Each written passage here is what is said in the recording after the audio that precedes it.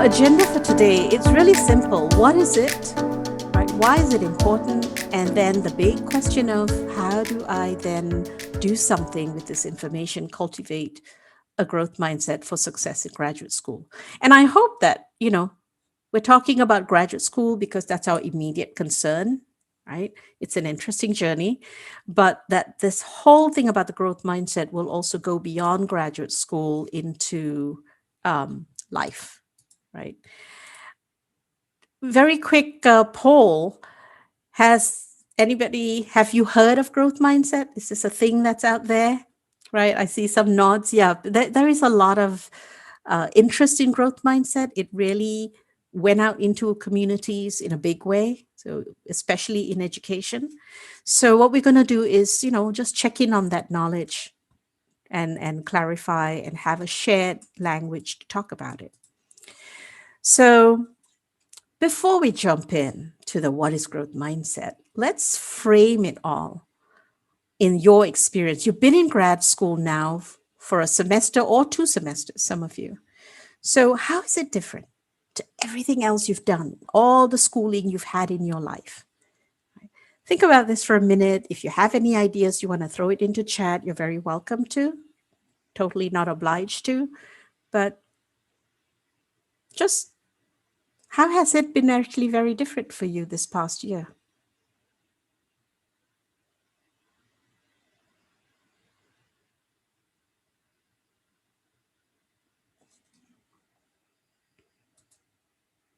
Yeah, online, of course.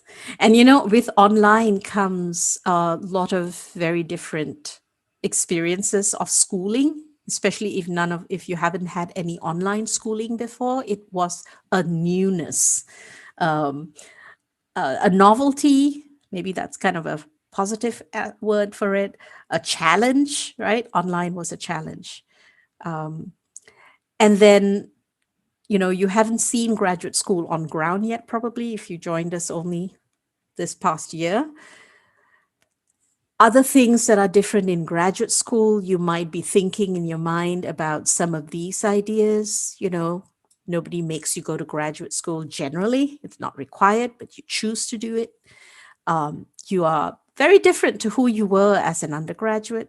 You have more responsibilities, older. You might be doing it, some of you, for a career transition, to build a career. It might be just like for some people, someone called it an sabbatical to study some more, sabbatical from life and work. There's many, many, many reasons that people have to go to graduate school, and that reflects on the difference that graduate education is to everything else you've done in education for yourself. And here's one thing that is less talked about that I think it's important for us to recognize and understand before we go into the growth mindset. It has a lot to do with growth mindset. That one of the biggest differences of grad education is that you are developing your professional and academic identity and voice, right? So it's very personal and embodied. And that's a change that sometimes we don't know or recognize because it happens very subtly. But knowledge becomes a deep part of your identity, right? You're developing a voice in a field, a domain, as a scholar, as a practitioner, right? You're becoming that expert. And that means you're expanding your horizons. You're seeking out new ideas. You're actually constructing knowledge. You're synthesizing knowledge. That difference, right? When you were in high school and undergrad, you were in the middle of a domain, kind of figuring out what is there and picking up all the pieces. But when you go to graduate school, you come to the boundary or the edge of something because you're really now pushing out the envelope and saying, how do I pull it all together and know this as an expert? So this is a big part of graduate school, which means so much of your experience is in this boundary space where you're expanding your horizons and making it part of who you are, right? Has a lot to do with growth mindset. So let's go there now. And to define growth mindset, first, a little figure. So, growth mindset has a lot to do with our deep responses when faced with challenges. So, on the extreme left, you see the yes, I can. That doesn't actually tell us very much. When you meet a challenge, if you say, I can't do that, that could simply be because you know you have this is a familiar thing, a familiar challenge, you know how to do this, you can. But where it gets interesting is when you meet a challenge that puts you at the boundary, at the horizon, pushing the envelope. And then your response, no, I can't. This is beyond me. Or the growth mindset side, not yet. I could learn, right? And what is our instinctive impulse when we face a challenge inside that space of personal embodied knowledge, in that space of pushing the envelope and synthesizing and building knowledge? Right? So, in a nutshell, all of that, the narratives that we have, the no, I can't, it's beyond me, I can learn, not yet. These are what Carol Dweck, who is the originator of growth mindset theory, calls self theories about our abilities. So, really, it's a theory about whether my ability is static and inherently given. Now, you might be very confident and have a fixed mindset. I know this much. I have this. I'm an expert, right? But that sense of yourself, your ability, is that is a finite expertise. It's very static, right? What I have is what I have. Growth mindset is that mind that feels, well, I have some things, and my ability is not inherently given to me. It's fluid. It depends, right? That kind of internal narrative, that's a growth mindset. So I'm going to show you now 2 slides which show you the world of fixed and growth mindset. And one of the things really important to know as you look at those slides is that each of us can have a very fixed mindset in one area, say cooking, art, math, whatever, and a very growth mindset in another area. These mindsets are not a single thing, right? Very contextual. It depends on the context in which you are functioning. So here's a look at the world of fixed mindset. One way of thinking of is a metaphor of the qualities are carved in stone. For a fixed mindset, let's say if I have a fixed mindset about art or math or something, success is when I feel success when I feel that I've proven myself. So whenever I've done something that proves I can do it, I have it, it's evidence of, it validates, it's evidence of what I bring with me, my inherent abilities. And therefore, when I fail in something, the opposite is true. Well, that's clearly evidence I lack something here. I can't do math. See? Look, I made a mistake. And what follows from that is effort. How do I see effort? Oh, I'm struggling. That means I probably don't have something. So effort is an evidence that my struggle indicates I don't have the ability. And so when I come across a challenging situation, it actually threatens my entire sense of self. And so the normal response, the action is let's try and avoid failure at all costs. Right?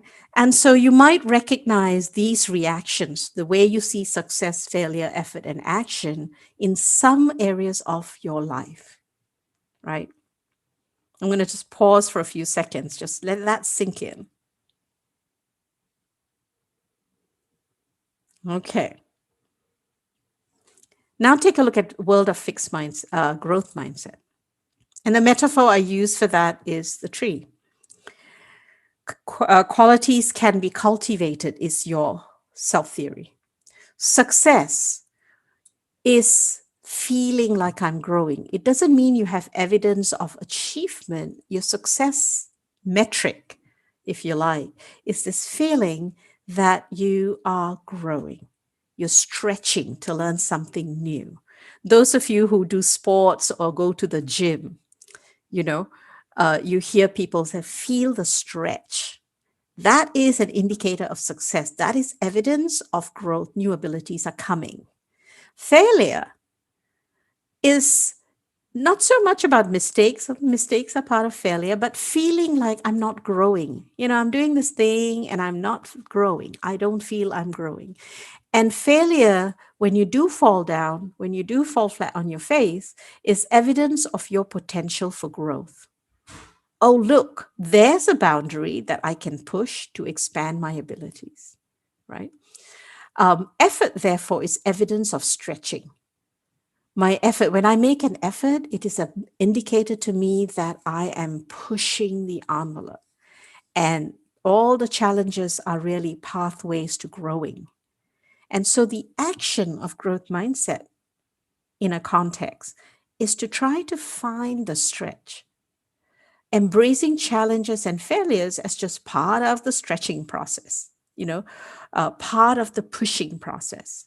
And so this whole idea that this is this constant stretching to grow, that's the world of growth mindset. And if you think of growth mindset for graduate school, and the idea that I put out earlier of developing your academic and professional identity and voice, and learning is moving from what I know to something new. It's about, in graduate school, not just learning the new things, it's about self-actualization, realizing your potential. And that naturally leads to problem solving and relationships, seeking new ways to do everything, finding the connections with differences, trying to branch out to connect with new ideas, different ideas, alternative ways of thinking. And therefore, that stuff in the yellow box, these are very growth mindset qualities: being vulnerable in not knowing everything, being open to new and existing ideas, making mistakes, right? So adapting as we encounter emerging situations. So as we go back and look at this, you can see that vulnerability, the adaptation, all of that has to do with these definitions of success, failure, effort, and action. Right? You can see that definition of success, failure, effort, and action are these qualities: being open, making mistakes and missteps, being okay with that, challenges as part of the process. Okay. That was a lot to throw at you. I'm just going to pause for a minute to check in and see, do you have any thoughts, questions? Do you recognize anything? Are there aspects of your experience so far in graduate school that speak to this? So take a moment to just think that through a little bit. Scan into your experience. If you want to share anything on chat, you may.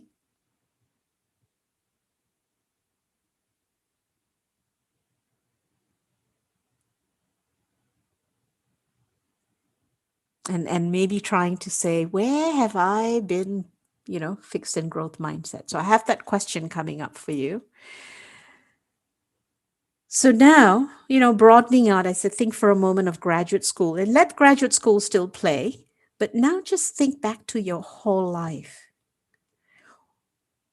When in your life have you experienced this growth mindset? How old were you? Really think far back. Right? What were you doing at that time? What was the context? What were you trying to do? And also, what do you think cultivates that fixed mindset? So we got that from somewhere. What caused it? So let's, think about this for a minute. You could write some things down. You can share it in chat. Now just reflect. Go back to when you were 4 or 5, if you can remember that far back. And go beyond school. Don't just think of school, just think of your whole life.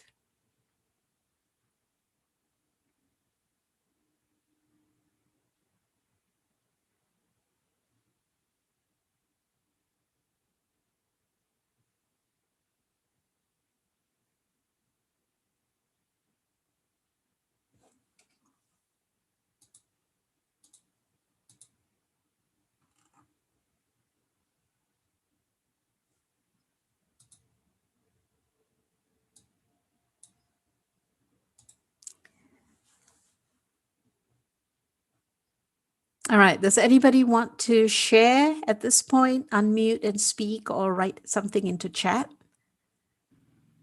I can share. Please do. Yeah, so hi, I'm Sasha. I haven't introduced myself before. And a time where I really experienced growth mindset would be when I studied for my SATs. Mm. That was the first time, and I was like 18, and that was the first time in my life that I really studied for something. I hated school. And then I became an SAT teacher All afterwards. right. Then what really helped me to cultivate a growth mindset was disconnecting from others and kind of doing my own thing. So I studied 4 days, like 12, 14 hours a day, and didn't do anything in the rest 3 days. And doing that was only enabled by me like totally disconnecting from friends and being very centered. And the other thing was an internal decision. And I think this is the most important ingredient, that mediocre is great, that I don't care what grade I'm going to get. And whatever I get, I'm a great person. It doesn't reflect on my intelligence or whatever. And I just kind of agreed to just be what I am. Mm. Yeah, and I kept telling myself being a normal person is a good thing. Like there is no need to be above normal people. I will actually be healthier being just one of them. Yeah, And that really helped. Yeah, thank you. absolutely. Yeah, you were speaking to some of these. That disconnecting from others. And I'm not sure how it worked for you, but it could also be that, that helps you not to compare yourself.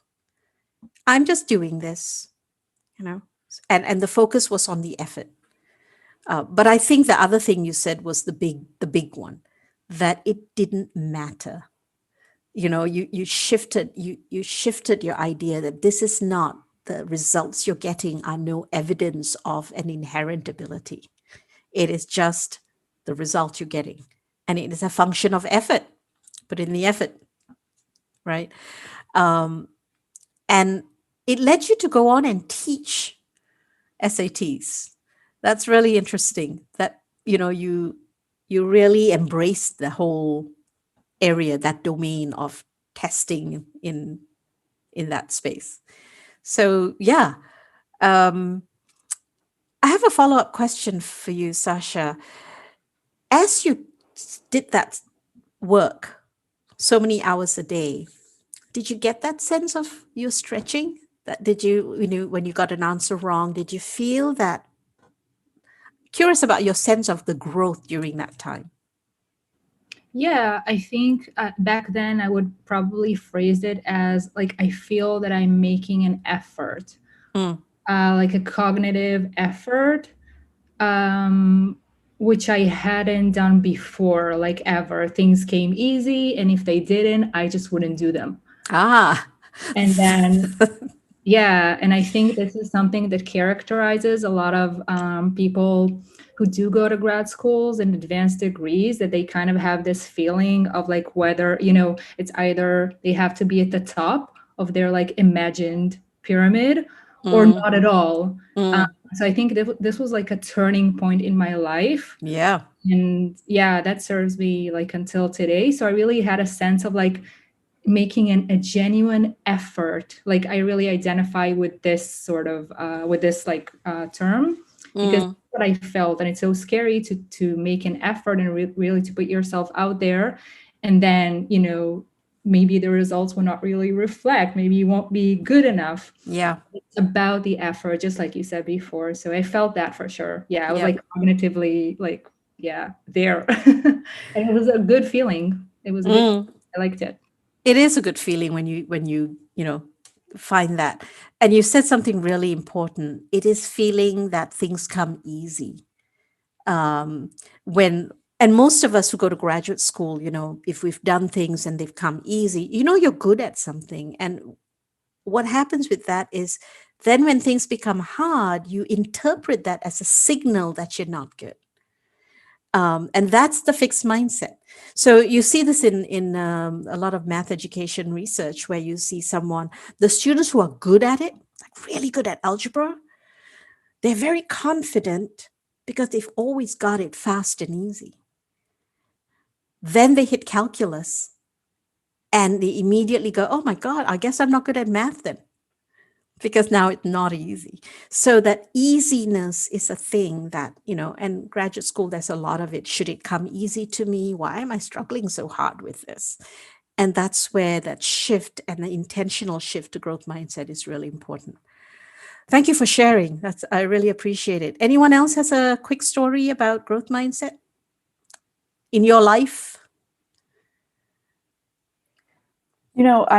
I think about high school and being on a sports team. I played softball, and so I think something that ends up, it's not really a story, but something that ends up missing is that from in high school, like in sports practice, there's the concept of practice, right? It's not, you are getting better and working on it, and it's not the culmination. But when you get to grad school, it seems like the practice idea goes away. Yeah. At least at first, how I felt about grad school. I was like, every paper was a major thing. Every exam was like a culmination point, instead of thinking about it of like, I'm here to be trained. I'm here to actually practice. And this isn't like the peak of where, I need to be. That was something that popped into my mind, is just the concept of practice. I don't think we use as much in grad school. And I think you said one of the most magic words, right? We really forget that learning is about practice, right? Because, yeah, you're so right. We come in and everything, every prep for class, every presentation in class is anxiety making because it better be good, right? And actually what we're doing is practicing for our scholarship, practicing for our professional abilities. And one of the things we're not at the how do we do this strategy part, but this is actually that one of the biggest things is to remind each other about practice and remind yourself, I'm just practicing. I think that is thank you for sharing. That's a very important piece. That's a word that's important for us to remember. So some good news about mindsets, and I hope it's been coming through, is that they are context specific. So you can have a fixed mindset in one area, like public speaking, and you can have a very growth mindset in another area, like designing research studies. Very different. The really good news is it can be shifted. That's what we're here today for. How do you shift it? You can shift your mindsets by intentional, I was going to use that word, practice, by intentional practice of the growth mindset. And then the other good news is, guess what? Our brains are wired for growth mindset. So all the research on neuroplasticity, there was a time when neuroscience was young, and we thought that the only time where the brain is wide open for learning, for the richest part, is from the ages of 0 to 3 or something like that. And to some extent, that is still true. It is the widest open because the brain is the only organ you are born with that is not completed. You're born with more, neurons than you can use, and it's like it gets wired together. But all the research shows that we are neuroplastic, malleable through our life. So that's why I wanted you all to have a quick thought about, well, how did you get to have a fixed mindset if you had one? But we are born to keep growing and evolving our minds, our brains, right? We are born with the potential and with growth mindset. Well, we are born with a growing brain. Mindset is our perception. We learn to have a fixed mindset. So what we're trying to talk about today is, how do you unlearn it? And if you are teaching right now, what are some things you can do to help people unlearn the fixed mindset? Because that is not what they were born with. Right? So the neuroplasticity idea is very important, because there's a lot of hope in there to say that, yeah, it's natural to a human being to have a growth mindset. So let's get that back. Okay, so here we come to the how do we do it? What are some ways to cultivate this growth mindset, right? And I'm going to add the word practice to this whole set of slides, but you will see in the strategies it is about practice. I think I want to add a big word somewhere called practice. But let's give you some time here. These are typical fixed mindset narratives and responses, right? This comes from some of the research. It also comes from what I've heard people say. It comes from what I have said. But these are the blocks. Which of these have you ever felt, heard yourself think, actually said, right? So let's take a good amount of time here. Look at them. And as you think, oh, I never say that, or oh my gosh, I have said that, especially if you find that this is a narrative you've maybe thought about or said at some point in your life, go and look a little deeper as to what was the particular situation where you said that. And one thing to also look for is a pattern of, do we say this more in educational contexts than we do in other contexts? You know, like, do you say these things more in a learning space, in formal education? Do you say this when you're learning how to do a new dance? Do you say this kind of thing when you're learning to rock climb or cook? I think you might find that there's a pattern.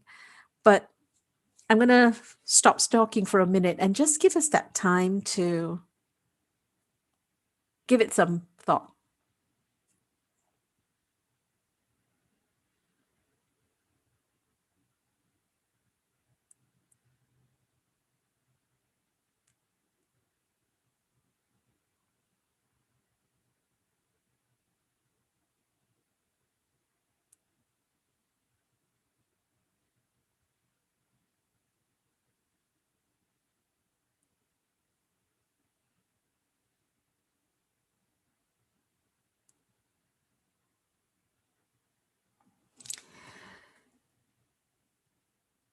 Also, you might want to think where you've heard other people say this. Where do you tend to hear these comments, right? If you're teaching or if you have siblings in school or friends, right? How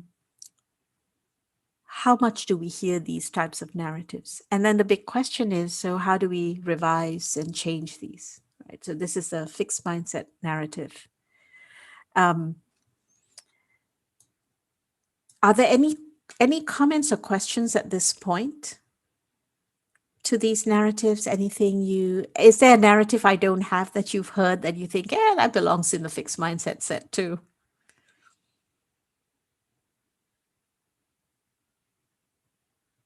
Maybe I'll add, I can't do it. Yeah. Yeah. I cannot. I can't do this. I'm going to add that I'm going to write that down so I can add it. I collect some of these, and there's a reason for it. There's a strategy coming up where knowing what the narratives are and naming it is one of the first most important steps to revising it. That awareness. Oh, there I go again with I can't do it. Right? Knowing that is a big part of it. But yeah, these are narratives we hear a lot, that we think a lot, and sometimes our head gets very noisy with these things, especially when you're just going up to participate or you're just going up to present something in a class, and then all these narratives start playing. Oh my gosh, what if it's going to suck? Oh no. And that's where a lot of learning anxiety comes from. But it also prevents you from taking the risk. Think about these narratives. When you think these things, when you say these things, you really don't want to take a risk, right? It's scary. The risk becomes much larger than it actually is. Okay. So, we've been talking about learning, but just for yourself, because I'm going to share with you some ideas about learning, and I want to revise our common assumptions about learning.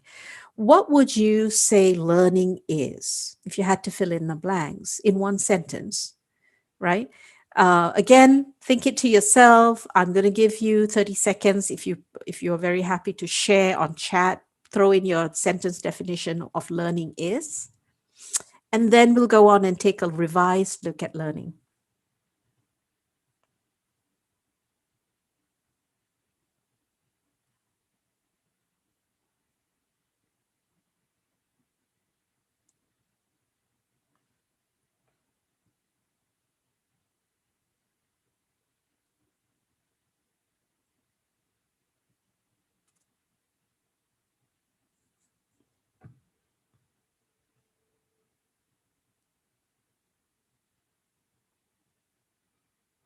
All right, I'm going to show you a slide where there is a definition of learning. And what I want you to do is compare the immediate thought that came up in your mind. Learning is X, right?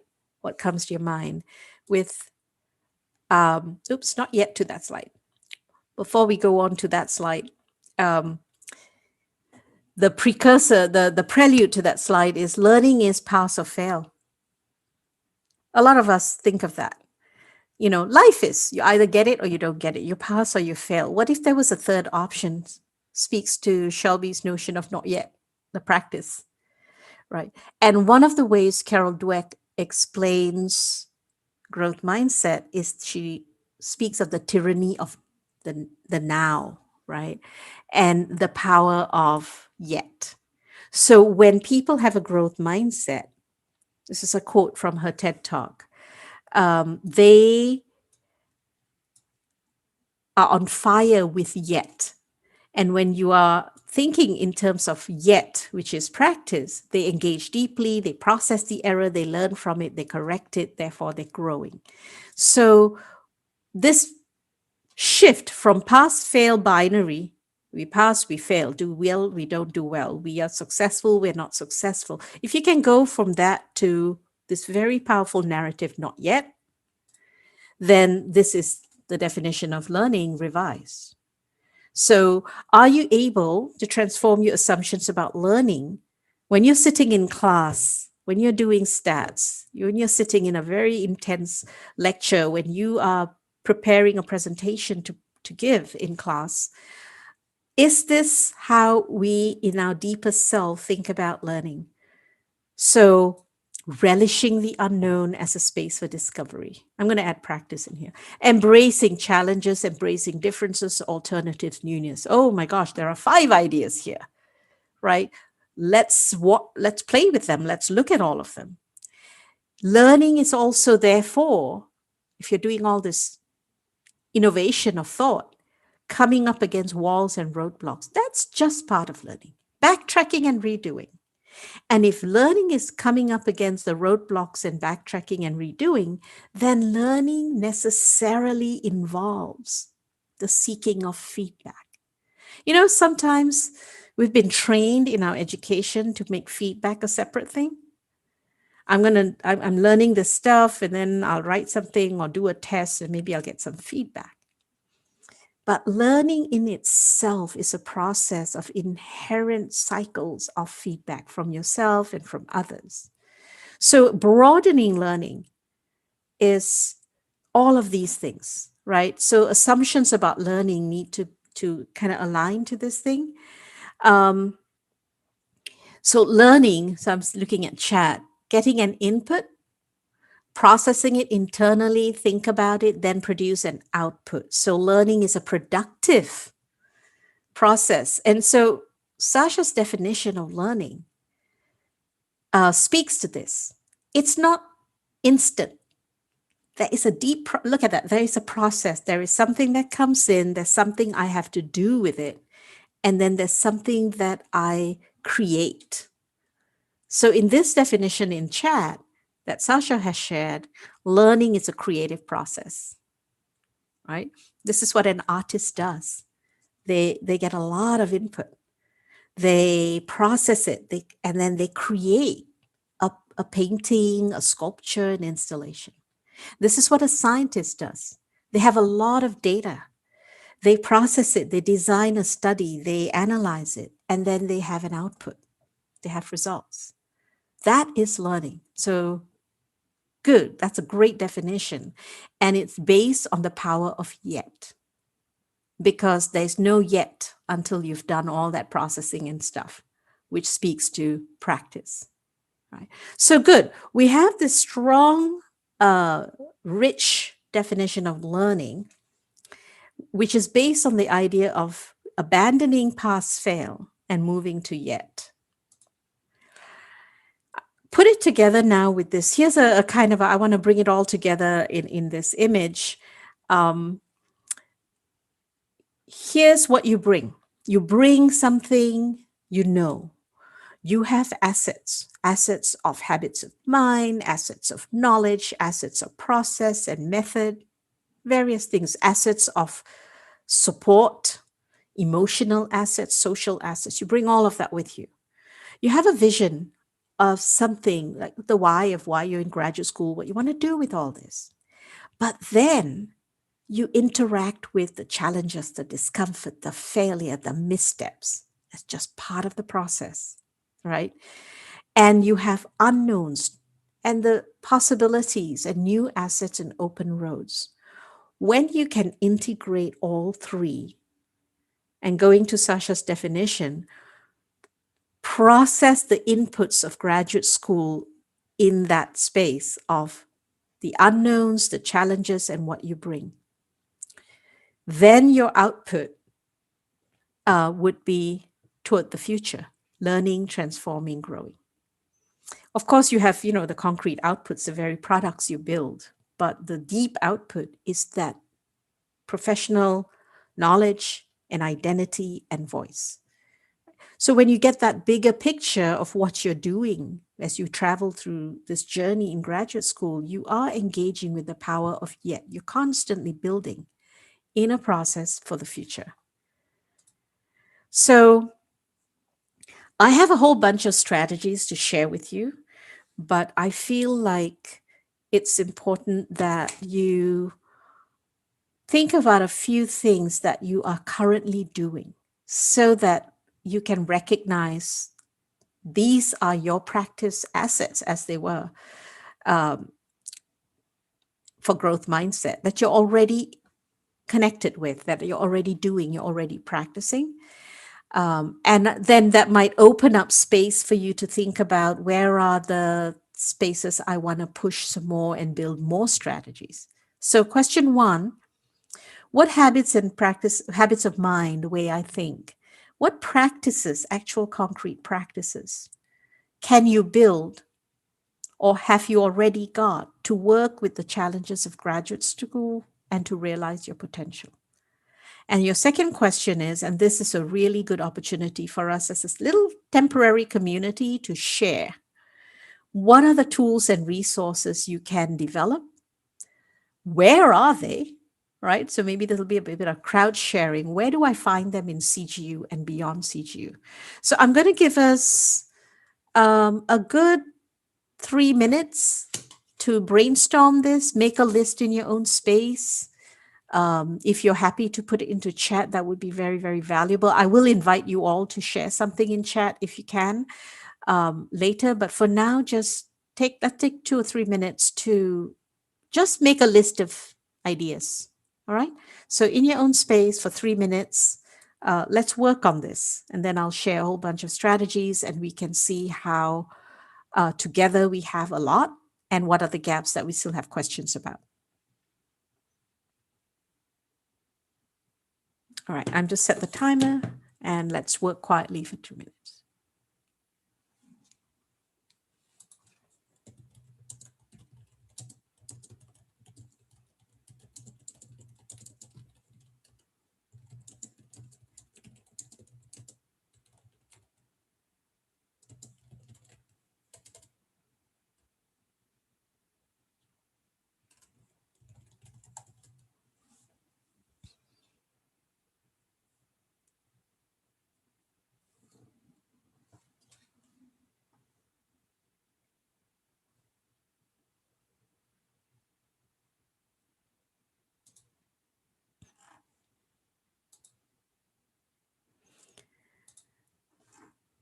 Okay, as you we still have plenty of time. I just wanted to say if you already have a list of ideas you're playing with and you want to already share, go ahead and do that.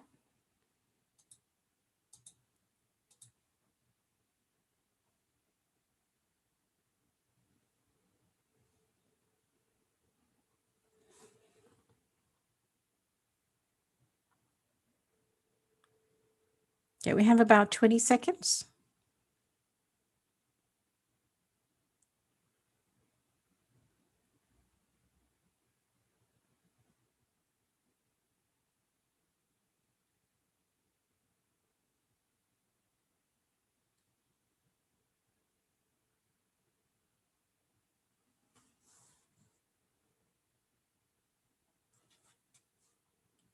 All right. So, invitation time. Anyone wants to share anything, speak or chat about ideas, strategies, tools, resources that you're already aware of, that you're currently practicing, that you would like to share with everyone here? I do have one. Mm-hmm. Something that helps me when I face a challenge or I make a mistake, at least in my workplace as an educational administrator, is to think of what would someone else think of me making this mistake, or if I saw somebody else make this mistake or face this challenge, have this be not easy for them, what would they think? So that, I don't know, it relieves some pressure or makes me feel more comfortable, because it changes the perspective. I'm not quite sure if it's less high stakes or it's just put into a greater timeline or something along those lines. But I find that helpful, that kind of distance. Yeah. You're just bringing it down to a reality space because, we blow it up in our minds. And then when you say, well, how would I look at someone else who's in that position? And you go, oh, yeah, not so bad. You wouldn't think too badly of them. So it's giving yourself that reality check and trying to bring down the sense of perfectionism. This is one of the big things in the fixed mindset. It's got to be perfect because if I make a mistake, remember that world of the fixed mindset, it's an indication of my lack. Then to realize that, no, it's just normal human behavior. Yeah, that's a good practice. Anybody else? I can share something that that I began in graduate school. Really is reaching when I had challenges. Reaching out to my professors was it just life changing for me. In the beginning of my graduate program, I didn't reach out. I kind of thought, I have to do this all on my own, because I feel like all of my education before was that way. In a sense, I didn't have real connections with my professors. But I feel like in graduate school, and especially CGU, I don't know if other graduate schools were like this, but every single time that I have reached out to my professors, they have helped me and they have been there for me. And I didn't really fully take advantage of that in the beginning because I just didn't feel like, no, I should know this. I should already know this, and I learned that this is a process that is not an individual. I feel like it's a collaborative process in a way, because they are all helping us get to where we want, where we want to be. It's not something that I'm doing on my own. And I realize that through my program. So, and I'm trying to practice that. I'm reaching out to them. That is one of the best ways to cultivate a real growth mindset. You just, you really, the fact that you said it a little earlier, I should know, right? And moving from, well, I don't know, but I can go and ask. And that immediately puts you into the space of seeking a stretch. You are wanting the stretch. The effort is an indication of growth, right? And part of the effort is making connections. That's a good one. That's a very good practice, right? And sometimes it's not your professors. Sometimes it's a step ahead classmate, sometimes it's a friend, but there is a real power in cultivating the movement away from a fixed mindset. If you have a fixed mindset, say, a lot of people that I work with, I used to teach in art and theater, would have I can't do art, or I should know how to do this, otherwise I'll make a fool of myself. And to break that down by saying, work in a community. And then you realize, oh, everyone doesn't know. And we're all finding out, right? Anyone else? Another strategy, a habit, a practice, a resource? Yeah, I can share too. I just also wanted to comment on the previous suggestions and strategies that I think thinking about how another person would look at it, I think that cultivates compassion. And thinking about consulting and sharing, I think that really allows us to be vulnerable. And I think these emotional ingredients, the compassion and the vulnerability, which we can get through others, whether by thinking about them or actually speaking to them, are maybe the most important things that we actually need. Like, we need compassion, we need to be vulnerable, and we need it to be okay, and to know that, we are good, and that's fine. And I agree with that. And I do that too. That really helps me to just kind of come and usually I will go to TAs and say, oh, I'm struggling, or I need help, or I'm insecure, and just being me and saying that really helps. So I totally agree. And I think another strategy, which I don't apply as much as I should, but I think is excellent, is when we have a challenge, it looks so big and it has so many components, and the road of it is so long. So doing something that is easy enough, that is a first step, that is achievable, and we know that we can do out of this huge challenge, sometimes can empower enough to kind of take the next little easy step. So yeah. That is powerful. I'm so touched, moved that those two words have come up, compassion and vulnerability, because I think that is a big part that helps you have more of a growth mindset for yourself and to also work with others to cultivate that growth mindset. Yeah, because the other side of that example, right, of thinking how somebody else would see it, the situation, could be competitiveness. Right? That's the flip side of that coin. And so naming it as compassion or empathy might be a good self-narrative when you say, how would somebody else, how would I look at somebody else who did the same thing? Or how would somebody else look at the situation? There is a danger of saying, oh, they'll judge. You can get judgmental when you do the how would somebody else piece. But when you do it with compassion, that leads you to that space of acceptance, and it does lead you to be more vulnerable, because you can say, yeah, there's a space for this. There is space for not knowing. There is space for error. There's space for questioning. And then the other piece is the vulnerability when you actually say out loud, I'm struggling with this. That is an amazing thing to go to someone with, to say, I'm struggling with this and I need some input. How powerful. Because while it's a very vulnerable narrative to speak, it is such an empowering act, because you've just invited people to help. You've just made space for yourself to grow. That vulnerability is such a space for growth. So those are two. It's wonderful that those words have come up in this little exploration, because they're very, very important. And then the third strategy was, I call it edging in. Take one little step.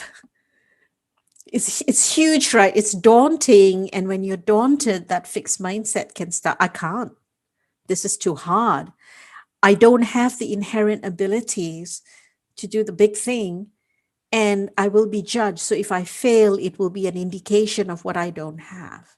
But when you break the task down into small things, each of which you could do. So it's a really good scaffold if you're trying to shift from the fixed to the growth. So give you a quick example. If you have a very fixed mindset, say about, doing project management, or no, let's say something is cooking. I can't, right. But you break it down to, all right, I could just, prep the vegetables. And then maybe next time, maybe someone can help me cut the things. And you see, and this is how a lot of young people learn things, is they break it down. Somehow in graduate school, we lose sight of that sometimes. We feel like the whole big thing has to be swallowed whole, right? So breaking it down is breaking it down into smaller pieces, breaking it down into trial and practice and error and practice, instead of, I got to achieve this perfect paper now, right? So edging in is also about not yet. So these are really, really good strategies. I'm going to go now and share a few slides with different sort of principles. And what I'd like you to do is keep these very powerful things that we've shared here in the space. See whether you recognize the same ideas in these principles, and whether the principles give you even more ideas, right? So let's take a look at this one. This strategy is this is what I call the inner work.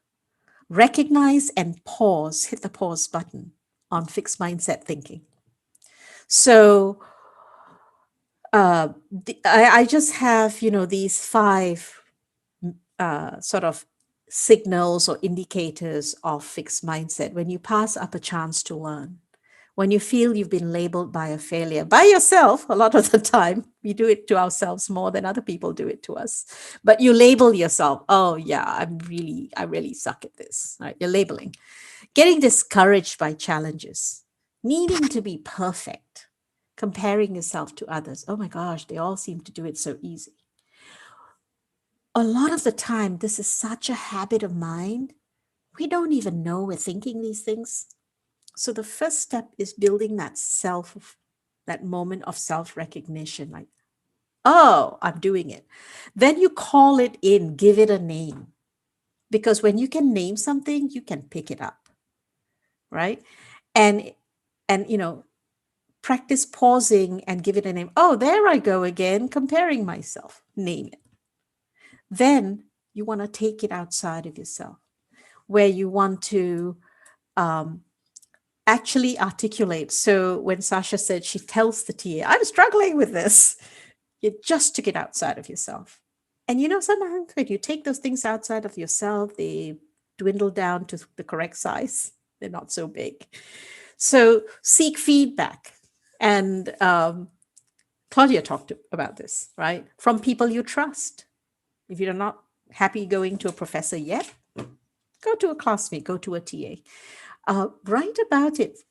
Not everyone likes to do this, but you may want to do a little journaling, especially if you're new to kind of that digging into yourself and calling it in and giving it a name. Keep track of some of your narratives. So this is just the inner work, but it's incredibly important inner work that you do, because it sets you up then to do all the concrete work of building, right? So this is a more concrete thing. Having done the inner work, and the inner work should continue, plan to learn. Shamini, Sasha has a great comment in the chat. Oh, wait, if you want I'm to take missing a look. Take it outside, writing on a piece of, oh, Not my idea, but no. It's a great one when I heard it. Oh, it's wonderful. The physicality of tearing it up is very strong. This is really embodying, physicalizing, concretizing the negativity and tearing it up. Some people, I've actually seen this done where people burn it, where you make a little bonfire and everybody throws it in, and it's kind of a good feeling, right? So when throwing it in the toilet, yeah, flush it away. Don't need this in my life. But these ways of articulating and externalizing those negative thoughts is much more powerful than we know. You know, writing it in a journal and then crossing off the pages at some point, throwing that journal away. Sometimes you want to hang on to it because you want to come back and see how far you've grown. Don't think this anymore. And one of the other reasons about tracking your responses as you learn, keeping an effort log, not an achievement log, is it focuses you on whether you're building a practice. So writing down what you've been practicing. Oh, today I put 2 hours in to do a reading. Doesn't mean you've achieved anything or finished it. So the both of these are really important. And thank you for sharing that. That is such a fun strategy, actually. If you've never tried it, you should try it. It's great. The writing the negative narratives. I know someone who at the end of the day will sit and do a little audit. So how many negative, this person is really struggling with like comparison and perfectionism. How many negative narratives did I write today? And at the end of the day, the idea is to get it less and less and less over time. And I'll get a text going, only 2 today. You started out with like 10 or 15. So you see the progress. Okay. The next one is finding assets in networks. That was one of the ideas one of you, Claudia, had. So what are your networks? What are your assets? What are the places you feel you want to build strength in? And this now gets very concrete. I've put links, the link to the slides are there. And you can click on these. These are some of the things available at CGU. And then outside of CGU, what are your professional networks? Have you joined a disciplinary association? Because graduate school, the growth mindset idea also is how do you use that I don't know, I'm not yet, to build, to actually grow, right? So what are the online communities you can engage with that you could learn from? And these are the kinds of questions you can ask. I just want to call attention to the Academic Success Kit. If you haven't seen it, it's called the Ask workbook, because it's just 10 sections of different areas of grad life and all the questions you can ask. And it's a great audit to go through those questions and go, yeah, got that. Oh, I'd never thought of this, right? So it's very much a not yet book. Like you can see where the areas are for growing, right? And then the last thing that's really important with this whole growth mindset idea in graduate school is that it has a lot to do with how you're feeling. And so part of feeling like I am not yet, I can learn is, are you paying attention in graduate life to this part of life? Because we tend to live in our heads all the time, right? How can we integrate a little bit more wellness, well-being? What are some strategies for attention and energy management? How do I integrate fun and playfulness into my life at graduate school? It's easy to give attention to the study, but the learning is not just head knowledge, right? You're learning to flourish in graduate school, and you're preparing yourself with that practice for life. So taking time while you're here, it feels like one more thing to do, but it's very, very important, is growth mindset is really predicated on that ability to feel that you can say not yet. When you're exhausted, it's really hard. So physical, your health, your mental and emotional spaces, right? The two things for energy and attention management that I really wanted to call out today is alternating the heavy cognitive work with less demanding tasks. So if you are really pushing hard on something for a couple of hours, then the next thing you do could be also a cognitive task, but less demanding. So for example, like creating a draft, the creation versus editing, much easier, less of a load, right? Reading a very, very heavy article and just brainstorming some ideas, just alternating that helps because it builds a practice of I'm going through these different processes. I'm not there yet, but this is all part of it. But you don't feel so exhausted and drained in doing it. And then the second one to call out is integrating fun and play. Do you take a break and have some fun? Because it's easier to be vulnerable. It's easier to say, I don't know. It's easier to seek help if you have a little bit of playfulness and relaxation in your life. It's very hard to be vulnerable when you're feeling pushed. So that's essentially this piece. Okay.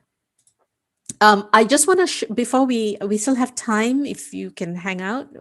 This is going on till 1:30, but I'm happy to talk as much as you like.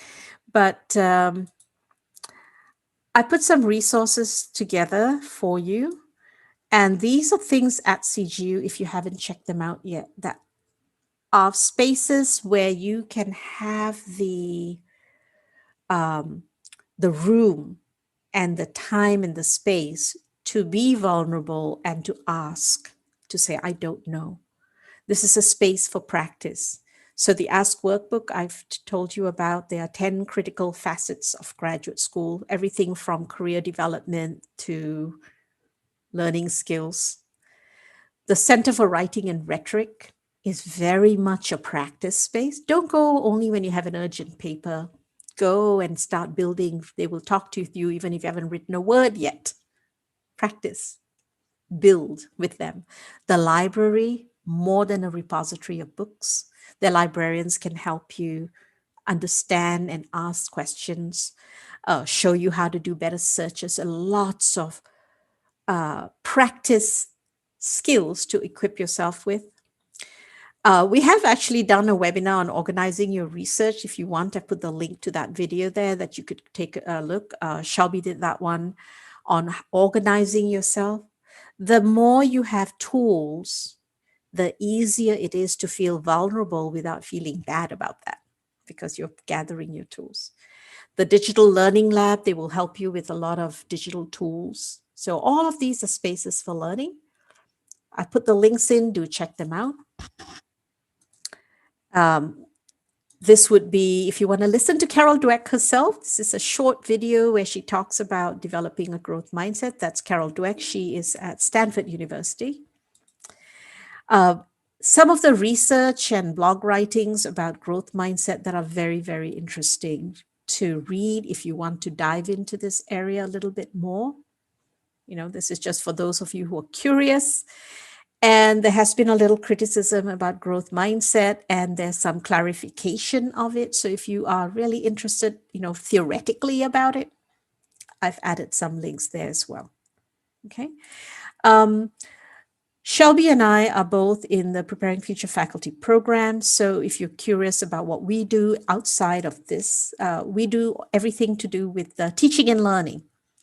And growth mindset is very, very much a part of our teaching and learning set.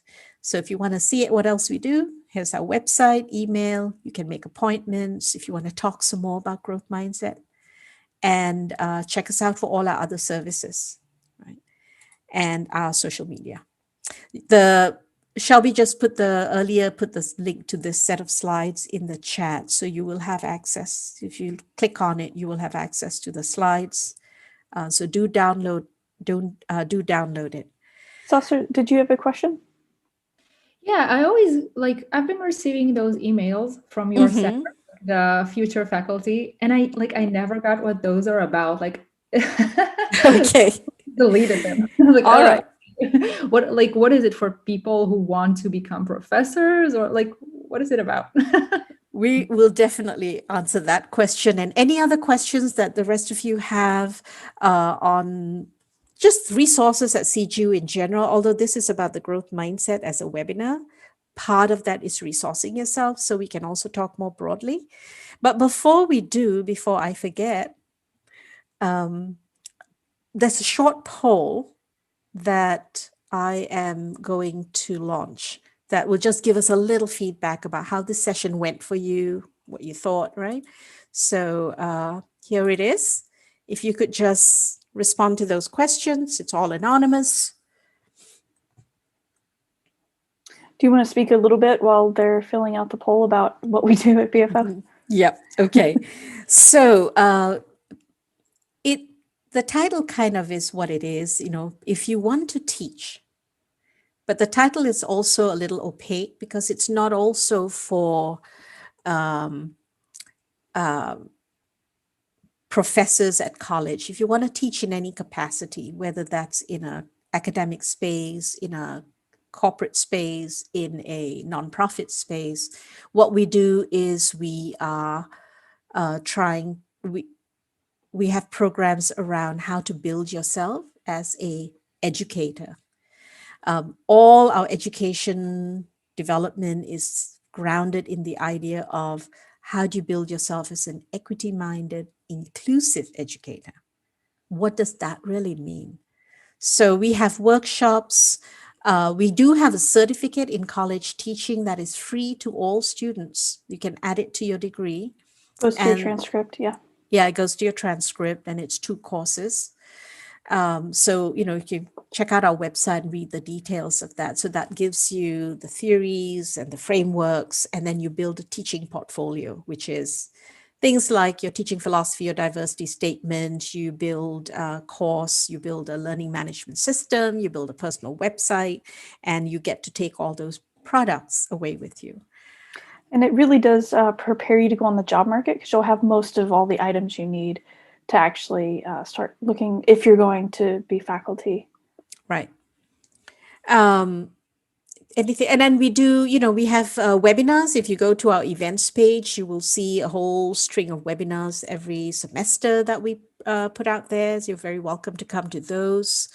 We have appointments. People consult with us one-on-one. There's a little team of advanced graduate students who are trained in all the material. And so you can come and talk to us about any aspect of teaching and learning that you're curious about. Or if you're already teaching or are planning to teach and you want to build out something, a rubric, an assignment, you can come and talk to us about that. And we work with you on all of those things.